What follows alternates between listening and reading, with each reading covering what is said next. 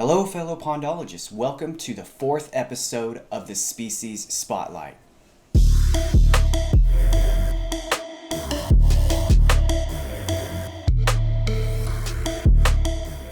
In this series, we are doing a deep dive into the specifics of managing some of the most exciting and sought-after game fish for your pond. You'll get the specialized knowledge and my own tried and true strategies. Whether you're dreaming of dinner plate crappies or a hard-fighting smallmouth bass fishery, you'll have exactly what you need to confidently manage your pond. Each episode is a deep dive into one specific game fish and their allies. Allies meaning what other species they do well with and their preferred forage species. We'll cover their unique needs, stocking strategies, how to create their perfect habitat, and how to manage their populations to reach your goals. Goals give direction, but systems make progress. And for each fish species, we've got a management system for you. So make sure that notepad is handy because we're jumping right into the secrets of growing your dream fishery. Please hit that subscribe button and the like button, and don't forget to do that. That just helps us grow the channel. So also let me know in the comments if you have any questions and if there's something in particular that you'd like me to cover in another episode. In this episode, we will be talking about perhaps my favorite tasting fillet fabricator, the Saugeye. What makes Saugeye so special? So what exactly is a Saugeye? Think of it as a super hybrid, the offspring of a female walleye and a male sauger. And let me tell you, this hybrid grows a lot faster than their parents. The Saugeye in the photo was stocked as a fingerling almost exactly a year prior to it being caught. It weighed 1.4 pounds during the time of this photo, which means it grew over a pound in a year. If you're looking for a fish that puts up a heck of a fight, you have found it. Saugeye are a top-tier sport fish, giving anglers an experience they won't forget. One of the best things about Saugeye, they can actually handle warmer and murkier water when compared to walleye. This makes them a great choice for a wider variety of ponds that might not be perfect for walleye. The hybrid vigor these fish possess means they're more resilient and grow to catchable sizes quicker, a win-win for you and anyone who fishes your pond. Stocking Saugeye into your pond offers some serious perks. First off, you're catching an exciting sport fishery, a prize catch for any angler, but that's not all. Saugeye are also amazing predators of small or stunted fish like crappie and bluegill that might be overrunning your pond. Think of them as your natural pond managers, helping control the population or helping control overpopulation, keeping your panfish community healthy and growing. By predation on the smaller panfish, Saugeye can actually improve the size condition of the panfish that are left. Plus, they might even tap into food sources other predators in your pond aren't using, making your whole pond ecosystem more balanced and efficient. Saugeye are both a fun fish to catch and a natural helper for your pond's health. Oh, did I mention they taste amazing when battered up and deep fried? Saugeye are a bit different. Although they're considered a cool water fish, they've been known to survive as far south as Central Texas. If you want your Saugeye to do great, you've got to understand what they need, especially when it comes to water quality. Several key parameters are important for their survival and growth, such as temperature, dissolved oxygen, pH, and water clarity. We'll start off talking about the temperature.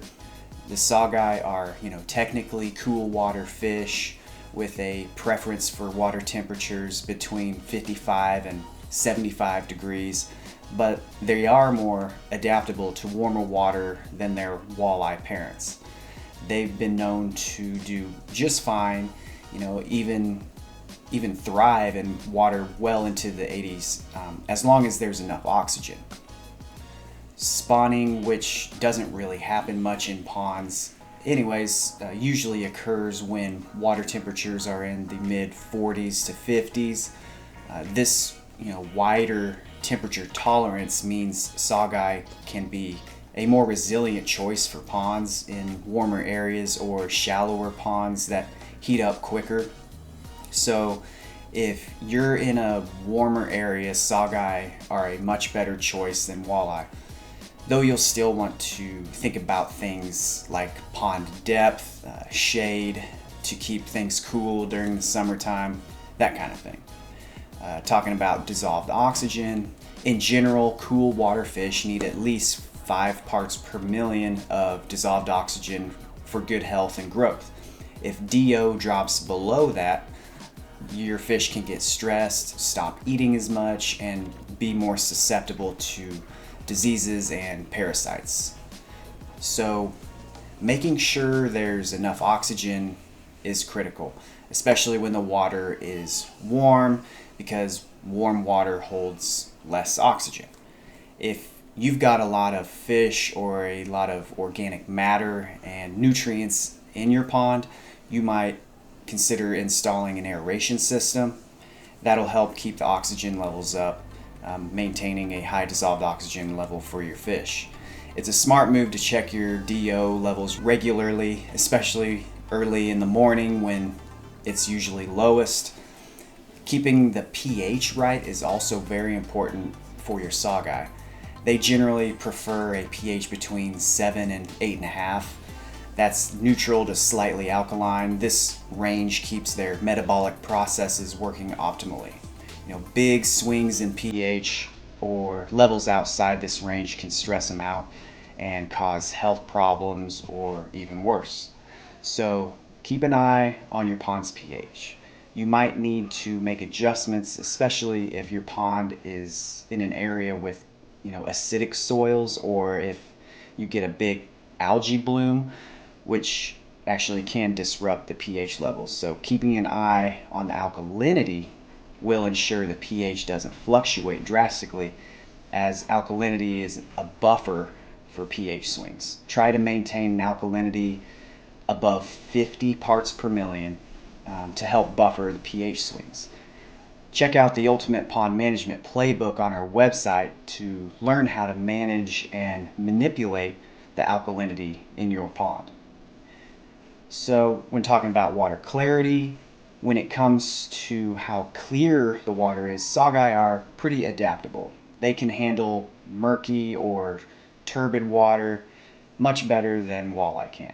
However, remember, saugeye are mainly sight feeders. If the water is super muddy all of the time, it could make it harder for them to feed effectively. So while they can deal with typical pond turbidity, having moderately clear water so they can hunt efficiently is probably going to lead to better growth and healthier fish. This isn't technically a requirement, as I've learned, because I've had great success growing saugeye in a few very, very turbid ponds.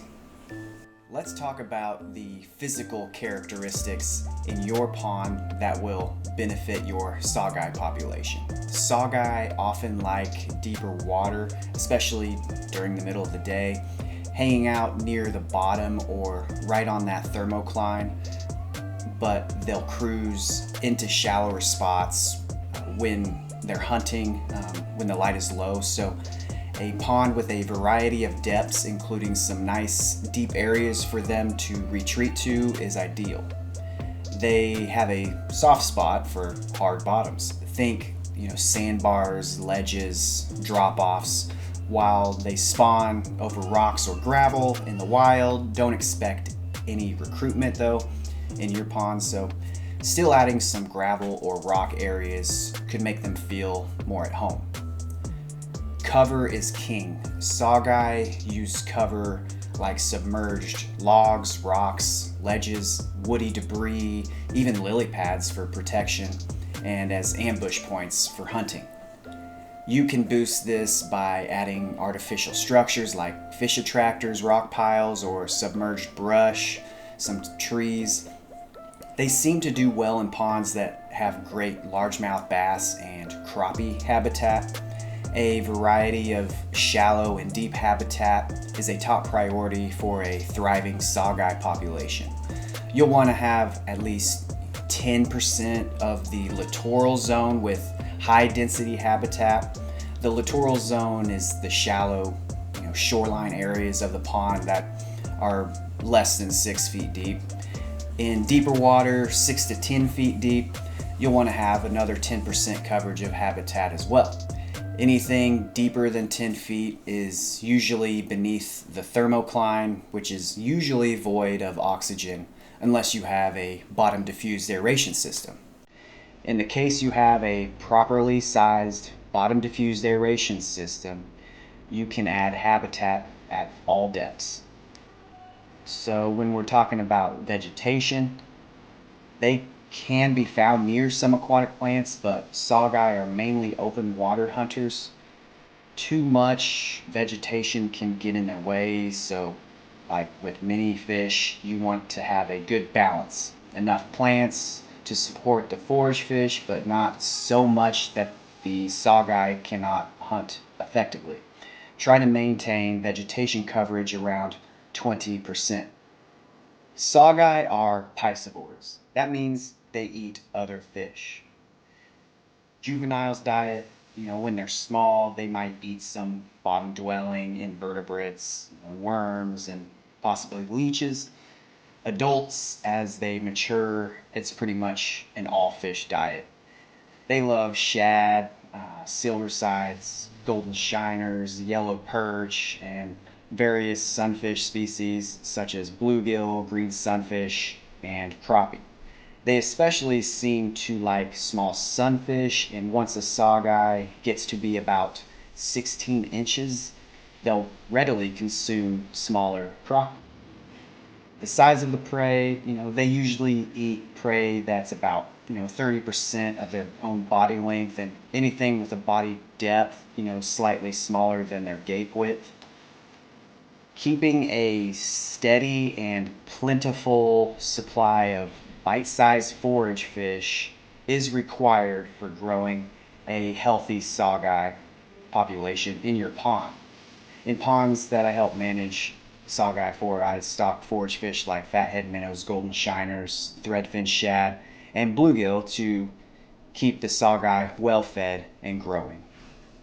For stocking rates, it depends on whether you're stocking fry, fingerlings, or advanced intermediates, all of which are used in reservoirs and state fishing lakes. Fry are cheaper and have a high mortality. Fingerlings might survive better with existing predators, but they can be pricier. So can advanced intermediates, which are between 6 to 8 inches long, and they're better to stock when there's an established population of adult bass or any type of other predator. Stocking fry at 1,000 to 1,500 per acre is normally what I suggest. For fingerlings, stock at a rate between 250 and 500, and for advanced intermediates, I've had success stocking them between 100 and 250 per acre.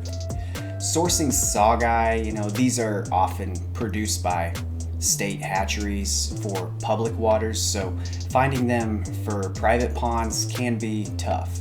You'll need to do your homework, check specialized private hatcheries or even your state fisheries agencies for lead. I might know a guy that I have on speed dial that produces them and sells privately, so call me. Saugeye very rarely, if ever, reproduce successfully in smaller ponds. I've only seen one instance in a large 100-acre state fishing lake when I used to work for a state fisheries biologist years ago. Even in a controlled environment, only 2 to 3% of fertilized eggs survived. This is actually a great thing for management because, one, you don't have to worry about them getting out of control, and two, you can just keep an eye on them closer. Supplemental stocking is a must to keep a saugeye fishery going. You will need to restock periodically.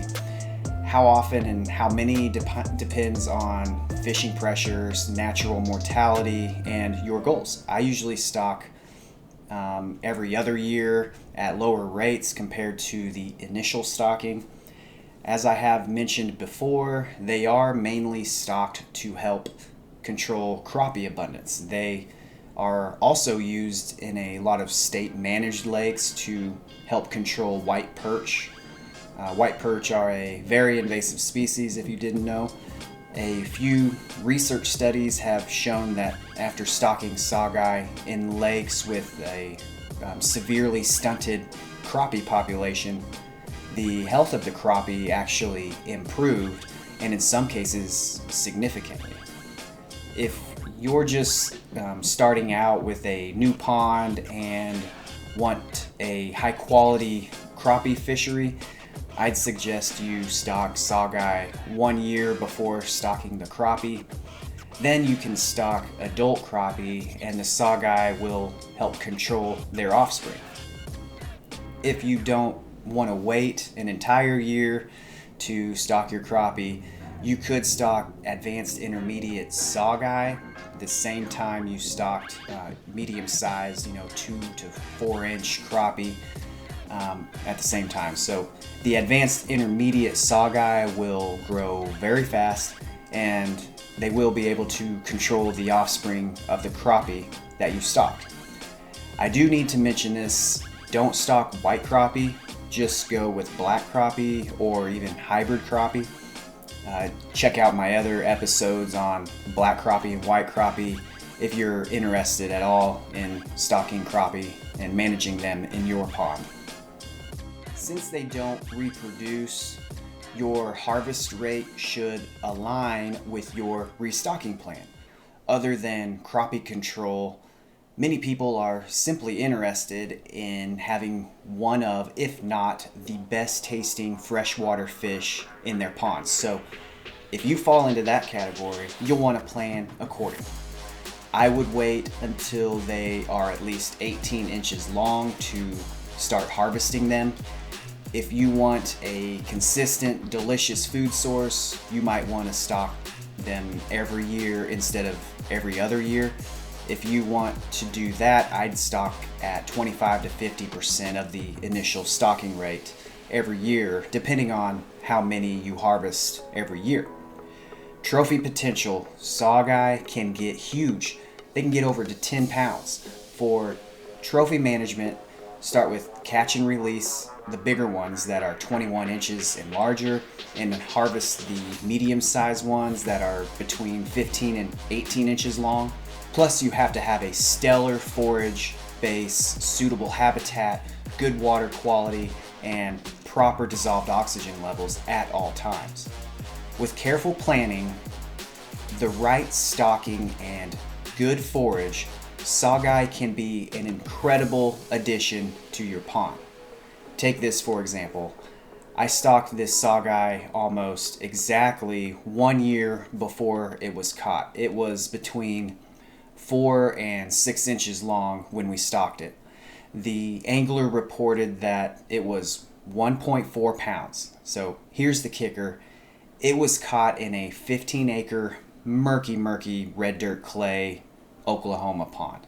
This just goes to show that they are a very special species with incredible growth and potential that can thrive even in southern climates.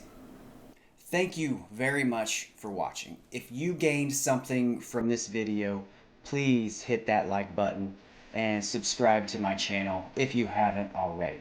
Doing that helps grow this channel so I can keep making these videos for you guys. Feel free to ask any questions in the comments and let me know if there's something that you're interested in or anything that you'd like me to cover in another video. If you really want to take your pond knowledge to the next level, you'll have to check out the Ultimate Pond Management Playbook. Click on the link in the description to enroll, or just simply go to pondology101.com. Now remember, you don't need a PhD or a master's degree to master the science of pondology. It's your pond, so don't let anyone tell you what you can and can't do. You can create your dream pond. You can be your own biologist.